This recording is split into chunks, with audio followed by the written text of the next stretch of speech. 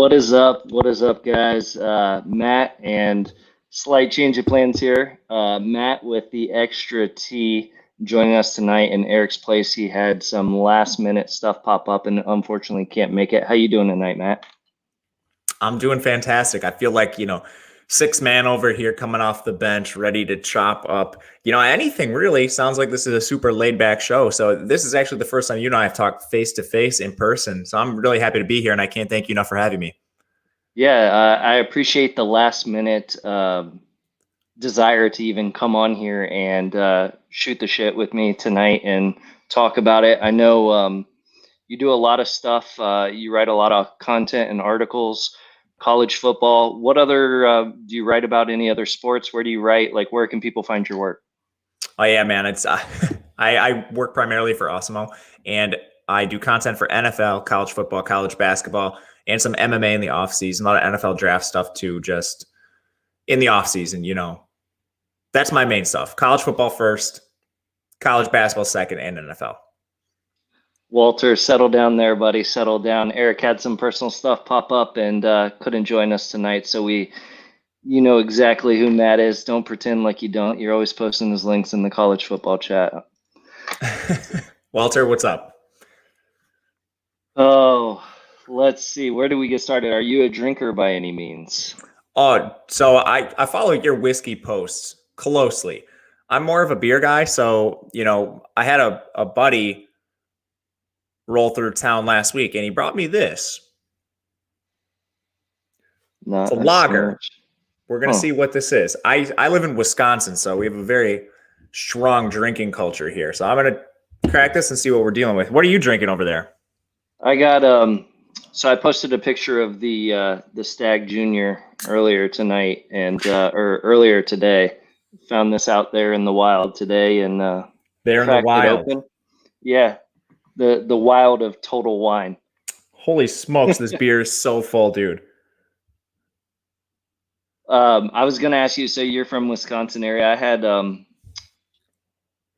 somebody in chat. I don't know if it was Andrew said what's up. I'm not sure if it was Andrew. I can't remember.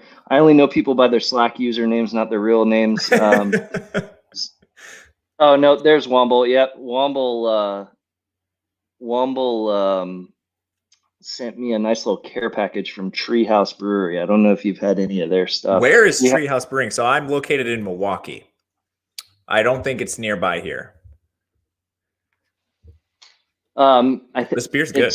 Somewhere in the Boston area. I know that. And then he also sent a few from the Trillium Brewing Company. Like, I've just started getting back into craft brews. My brother's big into craft brews. He has like a small craft brewery in Brooklyn, but for me, it's whiskey and red wine. That's pretty much all I drink. Well, damn, man, we're gonna have to send you some good old Wisconsin beer.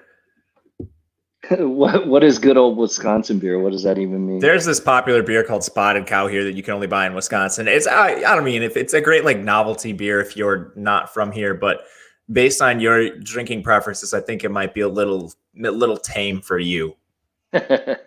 Yeah, I have a wild selection of whiskey for sure in the closet, but I like a good cold beer on game day, and I'm in Florida, so Florida heat, and after being outside, coming in and having a nice cold beer. Womble said went to some great Milwaukee breweries last year. You'll have to chat where you went. And showcase some of the breweries there.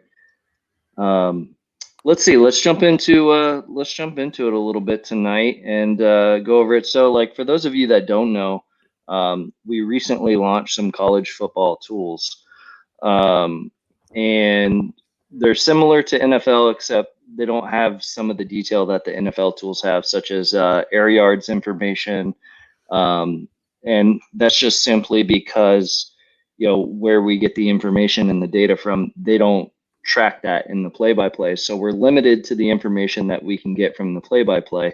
Let me, let's see if I can pop this up on the screen here with us and share this tool set. So right now It is specifically for patrons. And the reason we do that is we like to do early release stuff for people who support us and showcase some of our tools for folks who help support us, help promote us, and give them early access to tools like this. Eventually, all this will be free.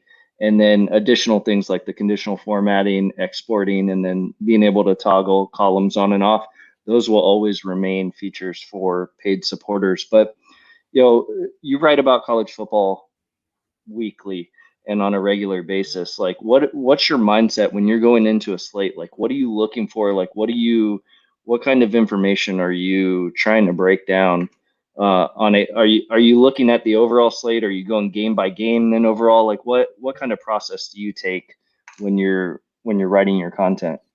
Yeah, first thing I look for is just how these teams are going to play. I think finding the good game environments, especially in college football, where we have vastly different totals. On an NFL slate, the lowest total you're going to see is somewhere in the mid 30s. The highest you're going to see is somewhere usually in the mid 50s.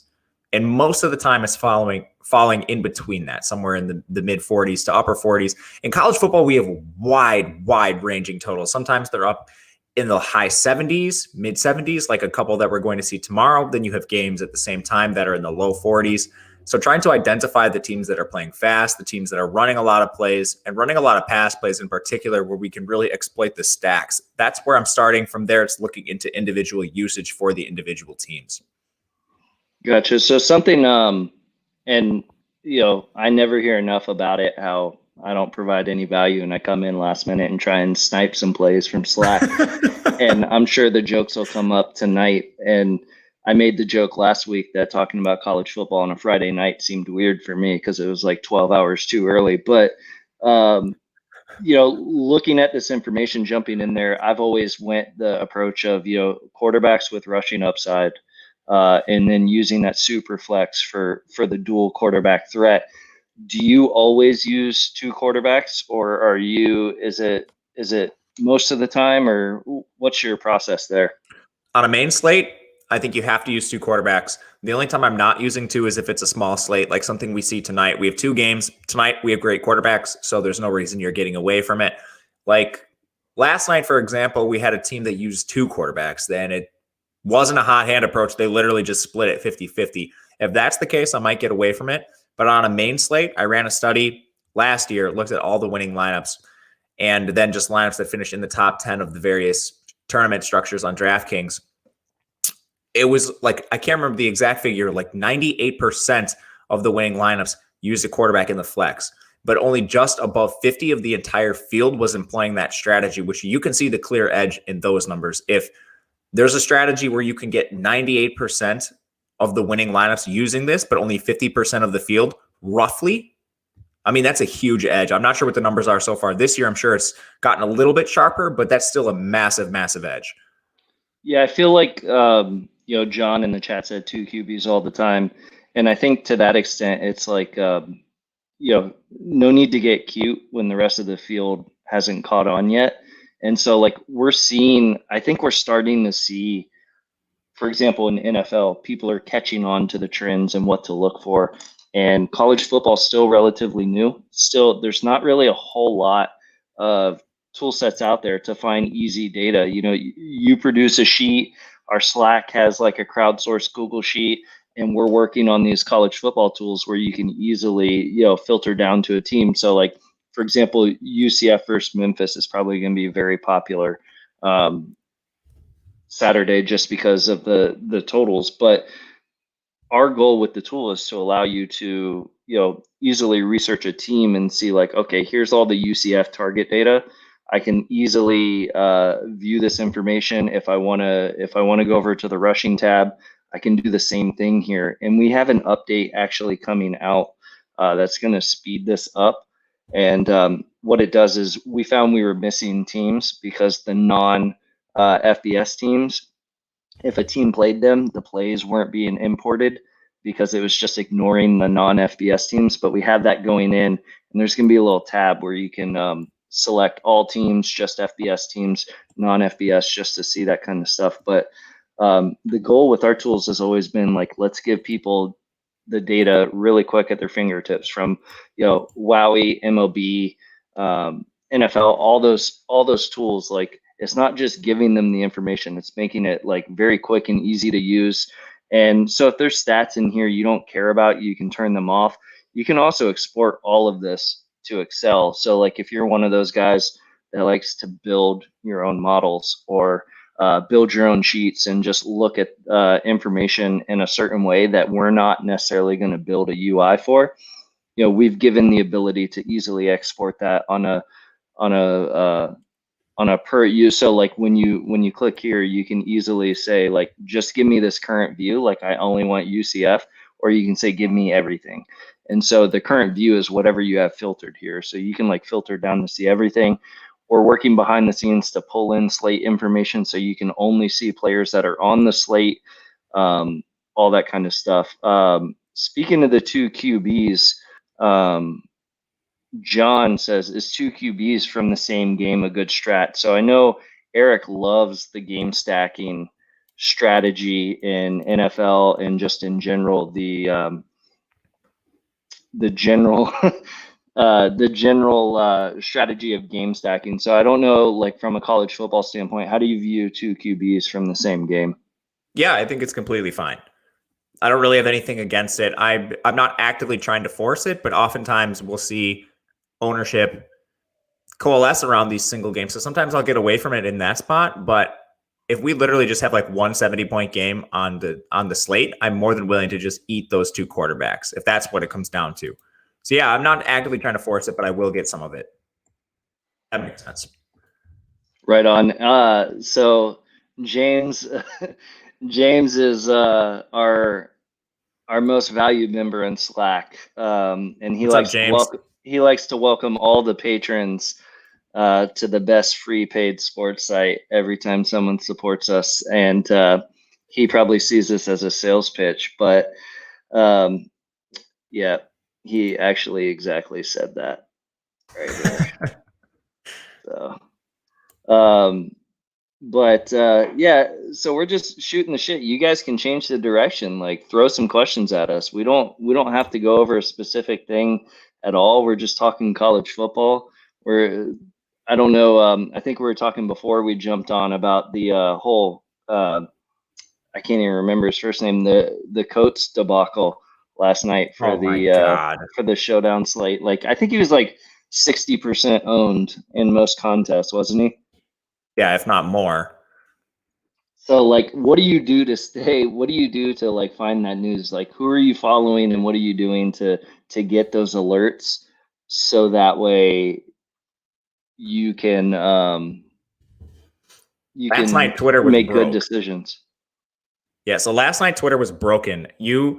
So we also had Marcel Murray out. That news was out 30 minutes before game time, but Twitter was broken, so we didn't have anyone announcing it. I kept trying to retweet it, but I couldn't get it out there. There's an account you can follow called @FBSFantasyFoot. They do a lot of injury information. None of it's verified, so you have to take it for what it's worth. But it's probably the best aggregate injury resource we have out there. We got the Destin Coates injury 3 minutes before lock.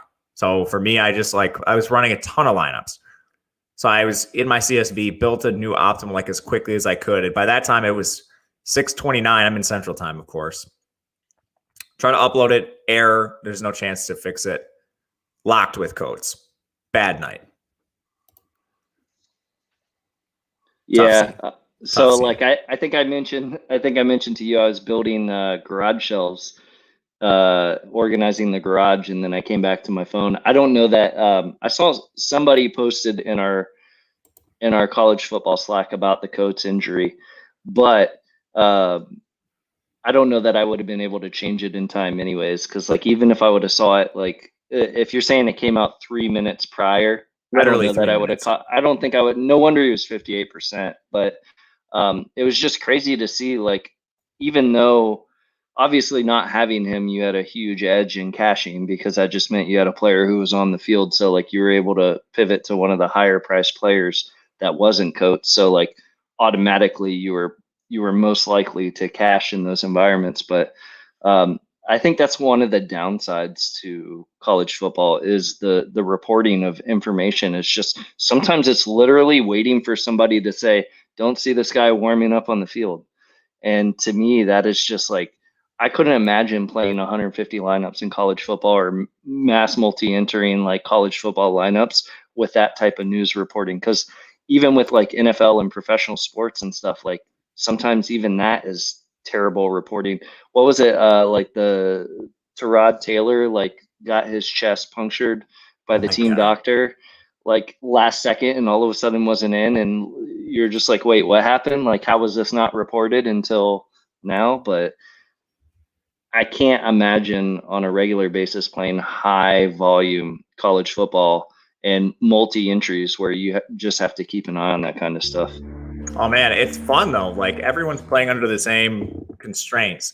So, for example, on Wednesday night, we had a primary pass catcher for Coastal Carolina get ruled out. This time it was like 7 minutes before lock. So I actually had time to like rerun my model and get full slate of optimal lineups.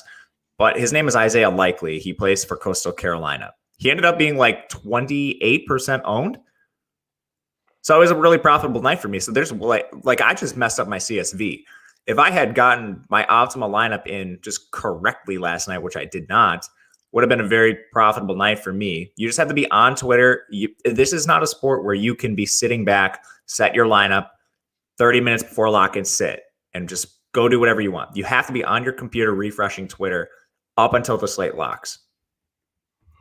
Yeah. See, like, well, you want to talk about nightmare of UX? Let's talk about like this might be a sore subject with everyone, but the live scoring debacle from Oh FanDuel God. and DraftKings last week. At least DraftKings did some sort of attempt to give lineups points, but and they at least told you ownership. I think I don't play on FanDuel anymore, so like I have no idea what that experience was like, but I guess like DraftKings at least told you the ownership of players, where FanDuel they didn't tell you anything um, through the whole weekend, and still took like they had the issue with college football, and then still did the NFL, knowing they still had issues. Like, do you play on FanDuel or do you only play on DraftKings? I play a little bit on FanDuel. Most of my volume's on DraftKings these days. Yeah, I don't know. Like I've stopped. I've only focused like I'm like a one or two lineup kind of guy. I'm definitely not the let me punch in 150 lineups in an optimizer and figure out exposures and stuff. I just I have an 11-year-old kid. I have a wife. Like there's just no way like my wife is going to be okay with that on Sunday because I work throughout the week. And so if I work throughout the week and then also take the weekend, like there's just like I can play one lineup and that's all I have time for. That's good though, Um, man. Like just enter that into like if you want to get more volume down, just play some higher dollar contests. yeah, I do that. That hasn't really worked out too well this year so far, but Dude, I've we'll had a see. terrible year in NFL. I had a good week one, and then it's been downhill since. I've been playing all these contrarian lineups and not hasn't been good so far. Oh, it looks like they're saying scoring is messed up again tonight. On DK?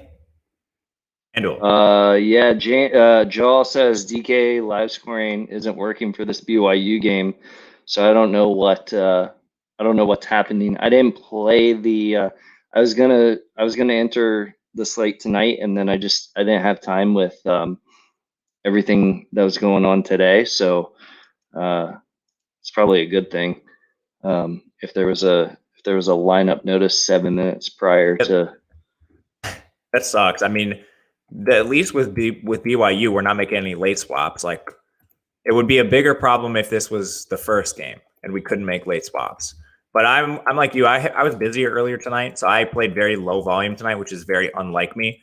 I wish that happened to me last night, so I didn't just flame away money on Yeah, the Destin Coates situation. Like tonight, I don't have much in play, but I know those lineups are actually good tonight.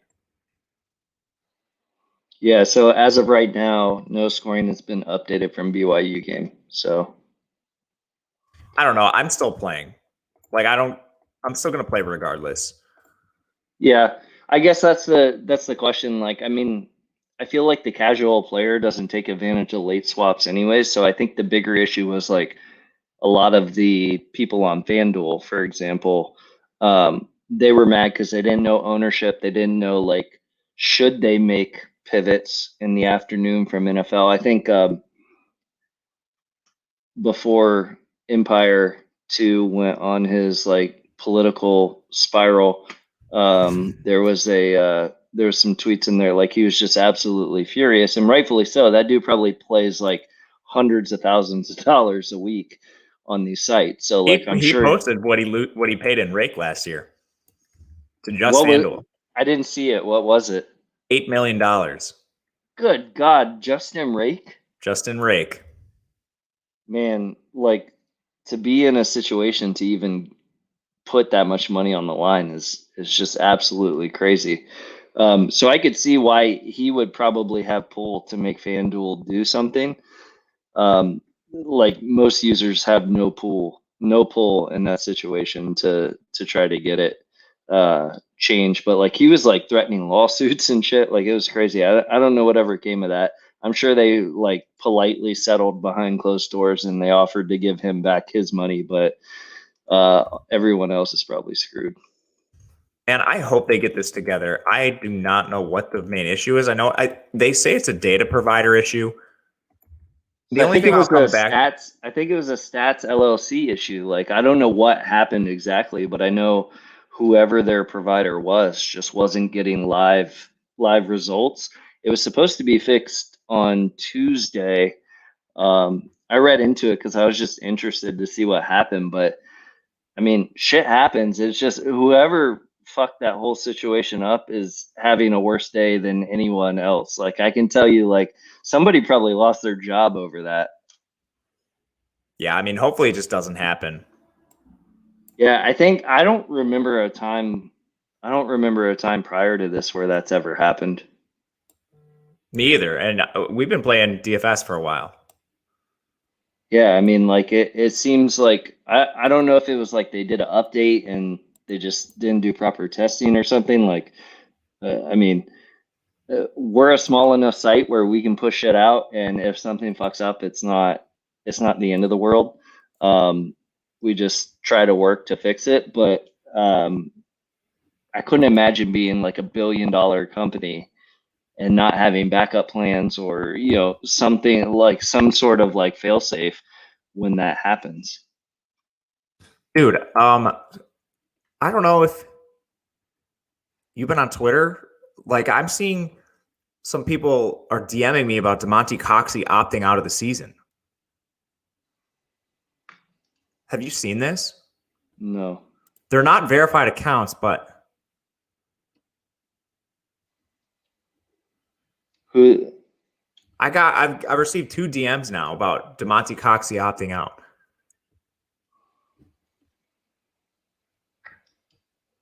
For Memphis, right? Yeah, it's definitely not official, but I don't know. I don't know how many people are in chat right now, but this is at least something to monitor. I don't know if this is true. He retweeted something from October 15th. Coxey did? Yes. Like his Twitter handle is dcoxy_. He retweeted something from ESPN, but What'd it say? wasn't. It was just like a video about like Tyrone Matthews. So I don't know. Like, I feel like if he opted out, he would have tweeted something, right? I don't think so. I don't know, man. These are unverified accounts, so I legit don't know. There's like a sidelines_UCF account that's talking about it. So do you get DMs like this quite a bit, like with people just sending you random stuff? Sometimes.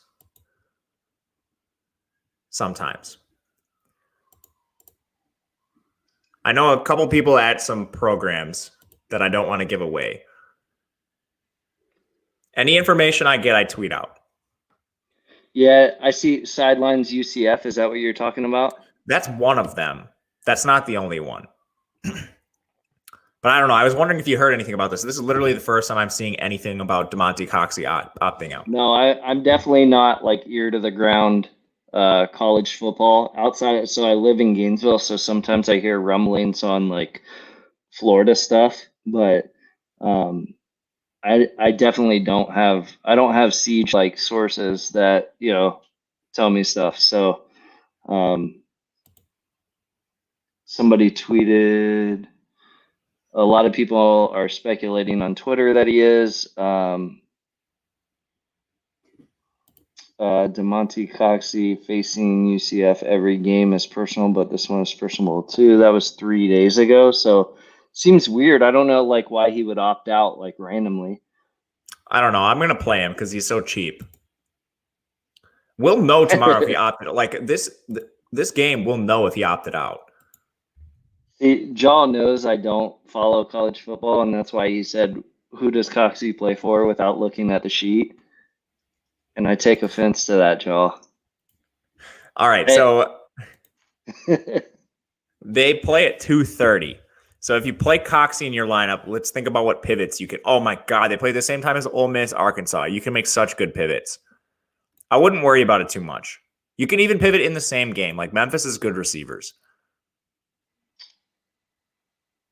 But man, I've got that news just like right now. I'm very confused by it. So that's why I brought Twitter, it up. So I feel like he's on Twitter, and it would be very easy to like. He seems to be pretty vocal on Twitter. Dude, he's so good. Why would he opt out now? Who knows? Who knows? I don't know, man. Yeah. Ask me tomorrow at 11:30, and that's when I'll start looking into it.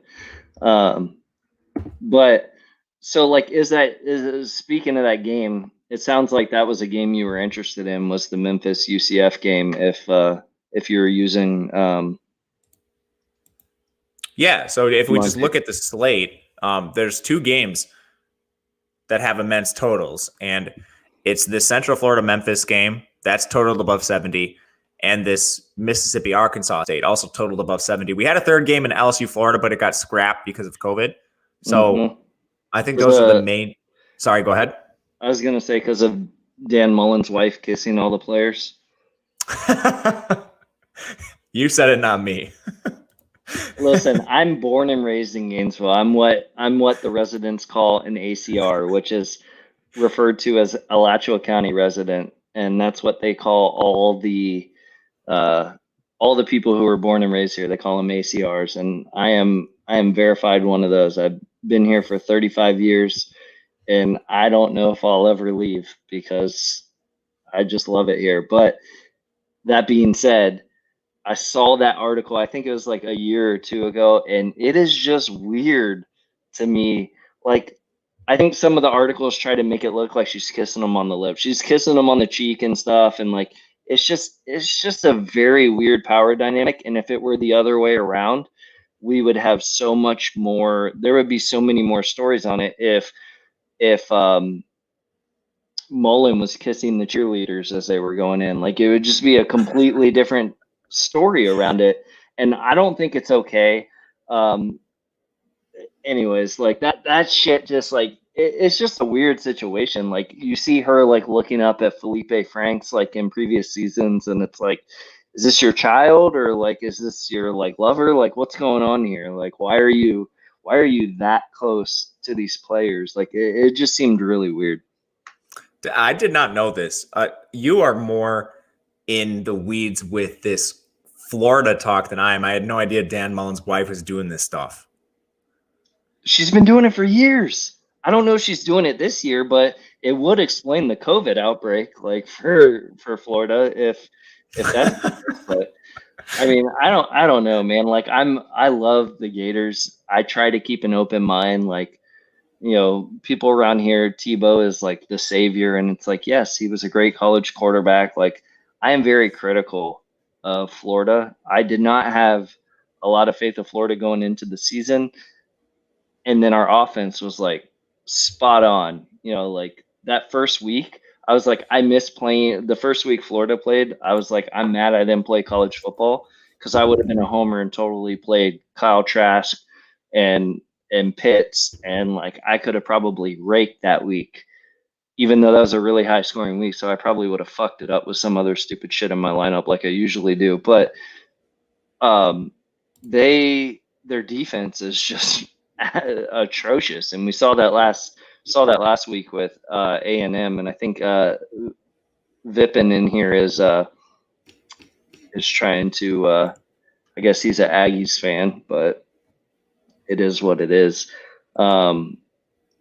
Yeah, but like I'm always critical of the Gators. Like maybe I'm probably more critical than most Gator fans. Like they're just like blind optimism that we're gonna be great every year, and it's like those times have sailed. Like we're not Alabama. I don't know like why they always think we're gonna win the SEC every year. It's like Georgia's good, LSU's good, Alabama's good. Like it's not a cakewalk. You should, I mean, dude, like people in Wisconsin talk about that. They think like the Badgers are going to make the college football playoff and then they lose to Illinois. It just happens. Dan Strafford, you guys could use a host. Hey, Dan, if you're willing to accept a nominal fee in whiskey samples, I can make that happen. I do agree we need a host because it's really hard for me to talk while also doing the comments. So if you want an invite link, let me know, and I can drop you in here and make you the host anytime you want. You'll get paid with Twitter likes and appreciativeness. That's all I got for you, man. Whiskey sounds pretty good too. We got a couple good questions in this chat, talking about like the number 2 and 3 for Memphis. Who's the best back behind Kylan Hill? That's from Ryan. Do you just mean on the entire slate, Ryan? I'll let you get back to that in the chat. Where are we at? Who's the best back behind Kylan right here? Yeah. Are we talking overall the entire slate? If that's the case, I think there's a couple value backs that are pretty interesting. I mean, like Kylan Hill is basically a wide receiver playing running back. The dude has 27 targets in 2 games. So that's fantastic. But it's not like he's the only good running back on the slate. There's a lot of good running backs and a lot of good running backs in good spots. If you just want to even look at the top, like Kyron Williams for Notre Dame is in a fantastic spot against Louisville. They're allowing a ton of rushing production. I don't know why he's so cheap. I mean, he's not cheap, but 7,200 is relatively cheap for him. Like Letty Brown's in a great spot. Travis Etienne, they're in great spots up at the top of pricing. If you want to go down the list a little bit, Isaiah Spiller's in a pretty decent spot against Mississippi State, although Mississippi State limits plays to opposing rushers. If you want to go down further, like Rodriguez Clark for Memphis is 5,600, which is pretty egregious to me. I do not know why he is so cheap. Kylan Watkins in the same offense. Vincent Davis is a guy who's been horribly inefficient, but seeing a ton of opportunity. Wayne Talapapa is the number 1 RB against a just terrible Wake Forest run defense. So there's like tons of good running back options. I don't know. Does one stand out to you in particular? You're asking me? I am not the college football expert. Man, I've punted off so much money playing Vincent Davis, and the dude has seen so many opportunities, but he's just so bad with them. And this is supposed to be a good offensive line. Like, what do we want to isolate? The last 3 games for Vincent Davis? Let's do that. 19 touches. 19 touches. What team? Pittsburgh. They dropped a couple really bad games to NC State and Boston College. But their running back, Vincent Davis, man, like this guy can just not get it going. So I guess in this situation, so I'm looking at our team trends tool. And so what this does is it breaks it down week by week. And up here, you can tab over from rushing to receiving. So like in this instance, it looks like Pickett has been running the ball more. I don't know. He got hurt. He has an ankle injury, so he's going to be non-mobile. Okay. Non-mobile Kenny playing? Pickett. He's playing. He's playing. Okay. He got hurt in that game. He came out. It was an ankle injury, and he came back in, but it's just going to affect his mobility. Gotcha. I would guess. I mean, it looks like he has an ankle sprain. So I guess in that situation, like obviously this doesn't have the context of the ankle injury. So how do you look at that though in general? Say he was healthy as a mobile Pickett. and you see the carries basically being split between Davis and Pickett. Like, how do you decide in that situation where the quarterback is taking the rushing opportunity? How do you pick your battles of whether you're going to play the running back in that instance? Ankle injury aside for this one.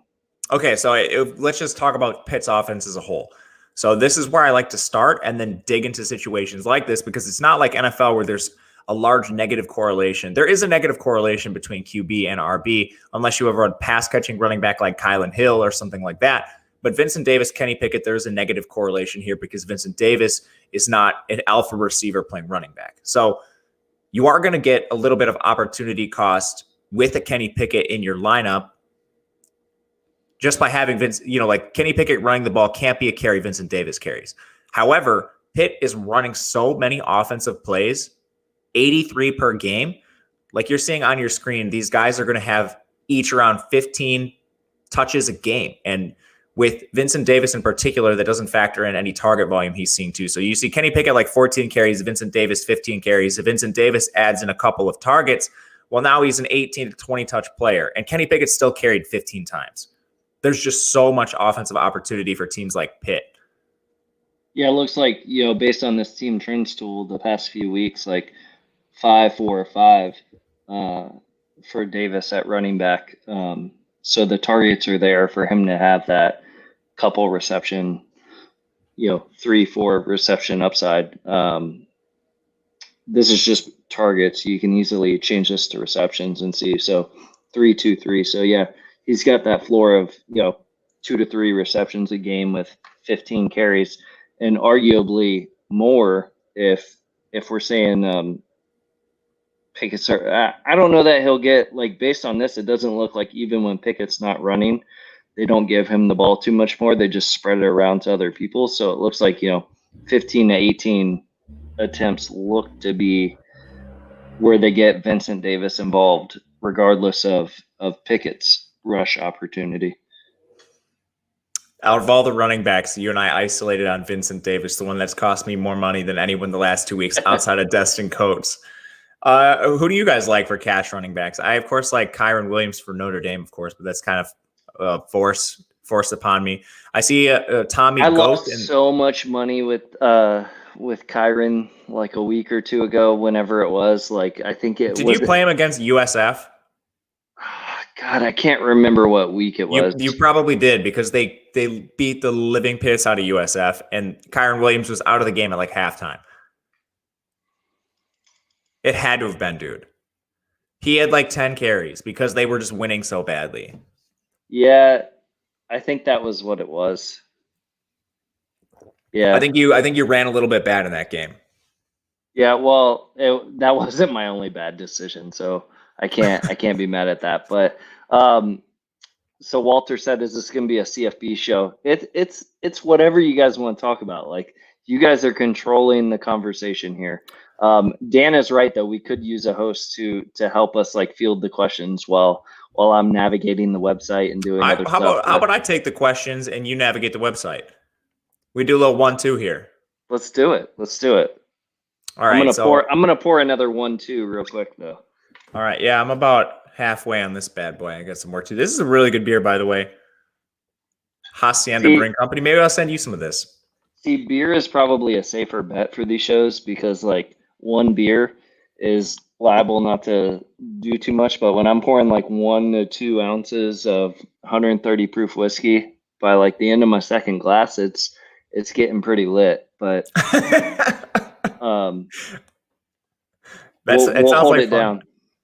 Let's see here. It's definitely fun. We have some love for Wayne Talapapa. Tommy Goat likes Wayne Talapapa a lot this week. I was getting a lot of Wayne Talapapa in my initial runs. He's the running back for Virginia. So Virginia is another one of these teams I think that are really interesting to target just at first glance. Virginia is running an absurd amount of plays. They're averaging 88.3 per game. They ran 99 plays last week. 99 plays. Like, absolutely bananas. Wake Forest is the same kind of team. I actually think this over-under is pretty bad. It's sitting around 59, depending on what book you're looking at. And you can get 2 teams here that just play with immense play volume. And Virginia's pretty good on defense. Wake Forest absolutely is not. They're allowing 230 rushing yards per game. That's something you would really like to see when rostering Wayne Talapapa. But there's one concern. They have Ronnie Walker coming off. Like the transfer stuff this year's been really weird. He basically got cleared to play this week. Ronnie Walker's a transfer from Indiana. I think he's from Virginia, so this is like a transfer closer to home for him. I just don't know how much he factors in because Shane Simpson carries a little bit for this Virginia team, not a ton, but it's enough to like siphon off a couple of things here and there. And adding Ronnie Walker into the mix, I don't know if there's enough volume. So I'm still tilting over the Brennan Armstrong injury last week, but let's be fair, he was sucking before he got injured. Like it was like he had like 3 points at the end of the second quarter, and it was like it didn't seem like it was going to get there regardless. But compound that with the live scoring issues. It was just last week's college football slate was not a fun one to begin with, but I try not to use that recency bias to prevent me from using players moving forward. But I was definitely I had no idea how Virginia did anything versus Clemson. It was Clemson. They looked pretty good on offense, right? And then all of a sudden, last week, they looked like they couldn't do anything versus a high school team. It was just ridiculous. College football's fluky like that. Sometimes you just get the crazy swings. I think the Virginia guys are in play here still. Funny quote from chat. Virginia and Wake Forest are going to run a lot of plays, a lot of shitty plays. It's from James Weston. James, you're not exactly wrong. That's so James is Jaw. That's our Slack troll. And so when Isaac asked Jaw, when are you going to come on the show live streams, you crushing the Peloton, he likes to be a little braggadocious about his Peloton percentile. And so he's a trip. Jaw, I would love, hey, I'll send you a link to join the stream anytime you want to show your face to the rest of the Slack community. You're welcome to come on here, and we can talk about this. We can talk about Peloton. We can talk about whatever it is you want to talk about, Jaw. Open invite, man. Just let me know. Let's see here. Oh, he already answered Zig and said I've got nothing good to say. So he's already back. He already backed out before I even threw up the opportunity. Oh well. What can you do? How about KJ Costello? Solid play in both formats. Talking Mississippi State. Man, they upset LSU, and I think we know that maybe LSU isn't quite the team that they were supposed to be. Then they dropped 2 in a row, and some pretty bad losses at that. KJ Costello has 9 interceptions in 3 games. I mean, there's obviously reasons you would target a guy like KJ Costello. Really, it's just pass attempts. He's averaging 59 pass attempts per game. He's still averaging 389 passing yards per game, despite his bad performances. So volume's there. 59 pass attempts per game? 59 pass attempts per game. That's absolutely insane. How many of those is he completing? Not many. I have, let's see here. I believe I have the figure. He, oh my God. 66%, but his I mean, that's not terrible. His yards per attempt is 6.7. Okay, so he's doing little dump passes. Yeah, it's pretty characteristic for that Mike Leach offense. But they scored 2 points last week. Anyway, I mean, that makes sense why Hill has 14 targets per game. Yeah, and that's depressed because Hill got hurt in the second game. He only had 1 carry. He got hurt. Oh, yeah, he's only played 2 games. So, and you're saying how soon into that second game was he injured? Immediately. Gotcha. Immediately. So, he had 1 carry. Okay, so then I believe he got hurt in his first carry of the game, and he had no targets. He has 28 targets in 2 games. Are you saying most of that was from that first game? His target counts were 10 and 17. He had 17 targets in his last game. Okay, we're getting one from somewhere else, but still. Yeah, so some of mine does not include penalty data. So if you're just scraping, depends what you're scraping. So when I'm scraping, it brings that out. We're having some behind the scenes tool testing chat about what we're getting for data. We found that there were several teams and several things that were either getting duplicated, sacks aren't getting counted for reducing rushing yards for quarterbacks, and so we're working on cleaning this up. It's not a perfect system, but it is the same data you would get from like collegefootballdata.com. We're just working on taking that data and cleaning it. And we're getting closer. It's just we've realized there's a reason no one else has this information readily available, and it's just a nightmare to parse and put in a presentable format that you can use for decision making. That's for sure. Dude, I think it's good. Like, it's probably not perfect where you want it, but as a guy that's like constantly trying to find these data sources, like I saw your product immediately and I think I DM'd you instantly. Yeah, I think the problem is though, like we want our data to be accurate, and it's just so tough with like college football just because of where we have to pull it from. But I mean, it's better than other sources potentially. So it's like we're not the worst, but like I hate when we put out stuff. So we'll use like the notifications frequently to talk about like, we're working on importing this, importing that. And if you guys ever see anything that looks wrong, you can always you won't have all these options here. But if you click this feedback button, you can always leave us a little ticket if you see something wrong. Let us know and we'll get on it. Like we take data accuracy pretty seriously, and even if we can't do it, we'll figure out a way to at least put a notice if it's not. Matt P says, any solid punt plays you like that are viable in cash? I'm assuming he's talking about college football since that's all we've talked about. We can talk about something else too if you want, man. I'll talk about anything. So what are we talking? Like sub 4K punt plays? Is that the range you like? I feel like 4K is a good punt.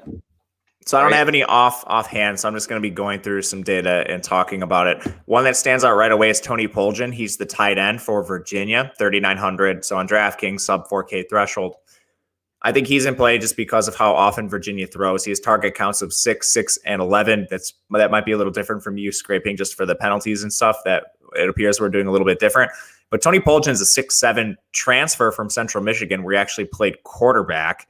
And then when he was there, he changes position, becomes a tight end, and he's actually like wildly athletic. Like this 6'7" dude, I don't know how he can move so well. But when he was at Central Michigan, he caught 33 passes for 496 yards and 4 scores, transfers to Virginia, and we're already seeing that size pay off for this team. Mississippi State always has cheap receivers.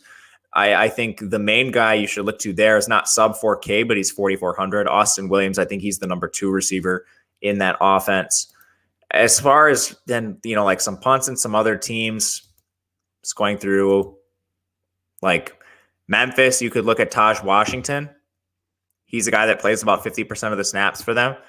I don't know if these Coxie rumors are true, Taj Washington from Memphis would be a guy that you'd have to look at. But a guy playing 50% of the snaps against Central Florida in a game total at 74 points, maybe he's worth a look. Probably not in cash, I would say, but it's at least worth a consideration. Another guy in GPPs is Shockey Jacques Louis for Pittsburgh, 3,300. He's the wide receiver too. It's not DJ Turner. I know people will tell you otherwise based on, targets, but based on routes, that's just not the case.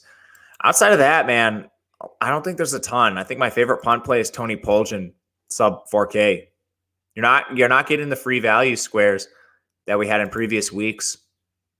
You will next week. For sure you will next week when Big Ten comes back. Oh, yeah. That'll be interesting to monitor for sure.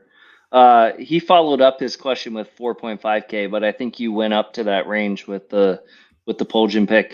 And so mentioning salary is like that's one of our next steps is to bring in the slate information from DraftKings so that way you do see salary and you can filter the teams and the players based on the slate. So like we're working on actively building that in to where you can come in and say like, okay, we're on the college football receiving stats, and then having some drop down thing up here in the upper right of this grid view to where you can select the slate you want to look at and have it filter specifically to that slate. Not only will that help in college football, it'll help in the NFL, it'll help for showdown slates, all that kind of stuff. So you can see just the players that make the most sense to look at, and then filter down from there. I found a guy.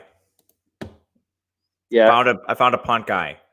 So I don't know how viable this guy is gonna be, but if we look to this Mississippi Arkansas game, a guy on Arkansas, of course they haven't had Treylon Burks for the last 2 weeks. So Treylon Burks active, whether he's active or not, is going to influence this. But I'm just looking down, and Tyson Morris is 3K flat.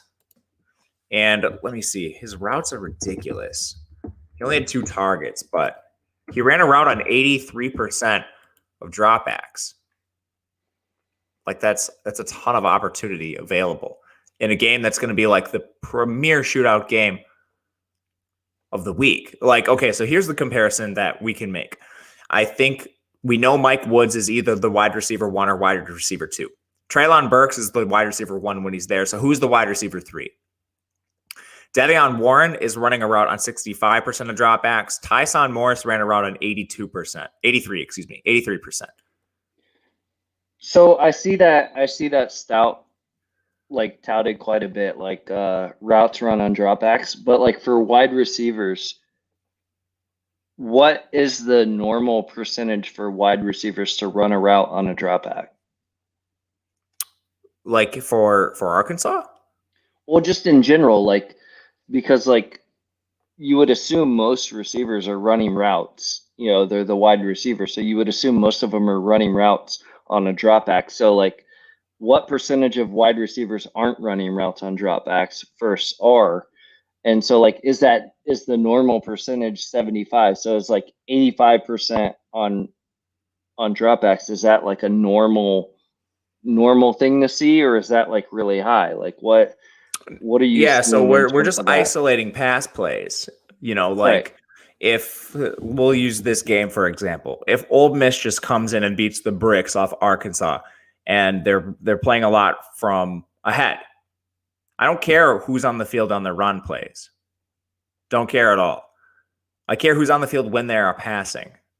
So I'm looking at the routes run per drop back, just taking out all those run plays and seeing, okay, now who are we looking at when they're actually throwing the ball? So it's similar to a statistic like snap share. I think, like target share, we don't have air yards in college football, but if we did, those are more important. You should look first at target shares.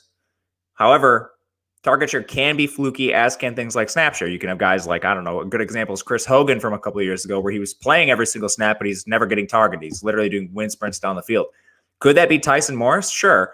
It's only 1 game sample, so I think this is at least, he's the minimum price. You're not playing him in cash. But if you want to throw a dart at this Arkansas Ole Miss game, Tyson Morris is a guy who's running a ton of routes. Does that turn into more targets? Maybe. Does it not? I mean, that's possible too. Gotcha. Yeah, like I always saw like I see that even like with the NFL data people throw out there is like what's the route per drop back or what's the running the routes. But for me, like a receiver is gonna run a route. If the quarterback's dropping back, a receiver is probably running a route the good majority of the time. They're not like just standing there blocking. So I was just wondering like how that's quantified. So it's not trying to really determine whether they're blocking or not. In this case, it's trying to determine whether they're out there. So it's a stat that's similar to snap share. It's like Gotcha. snap share, but just for passes. Gotcha. Because you're right. Like they're not going to send one guy out on a route and block with the other 3 receivers. Right. Yeah, you're Unless absolutely. it's like a bubble screenplay or something like that, then sure. But for the most for the most part, like on a drop back pass, like if they're running a route, that means that's kind of like their snap percentage on pass plays. Yeah, that's essentially it. It's just basically snap Gotcha. percentage on pass plays. And this guy apparently has a lot of them, but he only has 2 targets. Um, so Jaw said routes run matters for tight end. So I've always been in. So this is where like the slack gets a little crazy because Kyle Pitts is technically a tight end, but the dude, by all intents and purposes of how he's used, is really not used in that form. And maybe in the NFL he'll be a tight end, but he's really like a solid wide receiver at Florida. But he mentions routes run matters for tight end. So like a tight end in college, when you don't have to fill a tight end spot, it always feels weird playing a tight end. And Kyle Pitts is probably the most expensive tight end you'll ever consider rostering, but he's he's really like a wide receiver too or you could argue wide receiver one for Florida, depending on how you see Tony. But are there tight ends that you consider in college football? There are for sure. Kyle Pitts is definitely one of them. One on the slate is Kenny Yeboah. He's someone you can certainly target. We're sticking with this Ole Miss game, but you can see Kenny Yeboah is averaging over 100 receiving yards per game. Another name I would throw out there, I think he's less in play this slate, is Sean Dykes, the tight end from Memphis. He's actually appropriately priced on this slate, and DeMonte Coxey is not. DeMonte Coxey is far and away the wide receiver one in this Memphis offense, but you get him at 6,100 and tight end Sean Dykes, who is very good, but he's at 7.3K. Like, these prices should be flipped. I don't know. Those are probably the top two tight ends I would target on this specific slate: Dykes and Kenny Yeboah. But man, like, I just don't understand the pricing on Dykes over Coxey. Yeah, I mean, you look at it here, you look in our thing, it's like, Coxey has 10 more targets per game.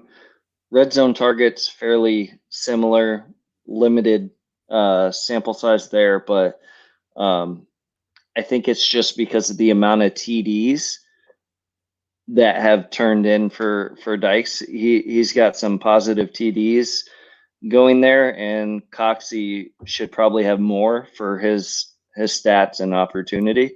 So it's probably just priced up based on results. Yeah, I think you're right. I mean, like, So Coxey is back-to-back 1,000-yard receiving seasons for Memphis. So I just realized we're already about an hour in. We didn't really talk about anything NFL. I may try to put something together tomorrow and put up a show and go over some of the NFL slate. But our Slack is 100% free. You can always join. Please subscribe to the YouTube channel. It's always helpful for us to do that. I want to thank you for the last minute join here, Matt. I know it was like, I think I messaged you at like 9:35 and was like, hey, what are you doing? So I really appreciate you taking a few minutes to respond to that and join this and do a little last minute show with us. I appreciate that a lot. For sure, dude. I think you knew exactly what I was doing before you asked. You're like, all right, it's Friday night. What is this guy doing? He's probably looking up tomorrow's slate. Well, I know I read your article all the time on Osimo for college football. It's always helpful to get a gist of the lay of the land for the slate. So I'm assuming that article is live and it's typically free, right, on Osimo? It's free. It's Yeah, free. It's live right now and it's free. Yeah, so we love free stuff at Add More Fun. So if you guys want to check that out for the college football slate for tomorrow, check out the Osmo article written by Matt here. And we'll be in Slack tomorrow to talk about college football. I think you're in our Slack now too. So I'm in. I'm live. look forward to chatting with you more about that stuff. And we'll try to put something on tomorrow if we can for NFL for the Sunday slate, see if Eric's available, and him and I we'll put together a show. But appreciate it, Matt. Cheers. Thank you very much for. Thank you for having me, dude. I appreciate you.